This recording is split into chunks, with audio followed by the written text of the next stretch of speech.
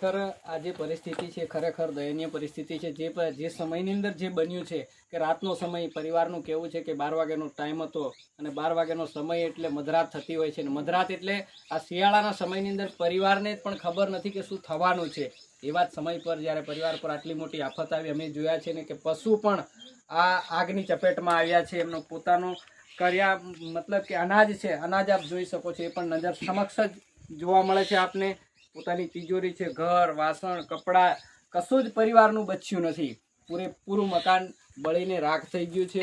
તો અમે એક મીડિયાના માધ્યમથી હું એ કહેવા માંગુ છું કે ખરેખર આવા પરિવાર સુધી તંત્રએ સાથે રહી અને બનતી ટ્રાય કરવી જોઈએ। અને જાણવા મળ્યું છે કે આના સ્થાનિક ધારાસભ્ય પણ એની મુલાકાત કરી છે અને વહેલી તકે આ પરિવારને એનું વળતર મળે એના માટે ટ્રાય કરશે તંત્ર। આવી વાત ત્યાં પરિવાર જોડેથી જાણવા મળે છે। આશા રાખીએ છીએ આના સ્થાનિક સરપંચશ્રીનો પણ સાથ સહકાર છે અને સ્થાનિક આગેવાનોનો પણ સાથ સહકાર છે। પરિવારને વહેલા તકે સફળતા મળે, વહેલા તકે સહાય મળે એવી આશા રાખું છું।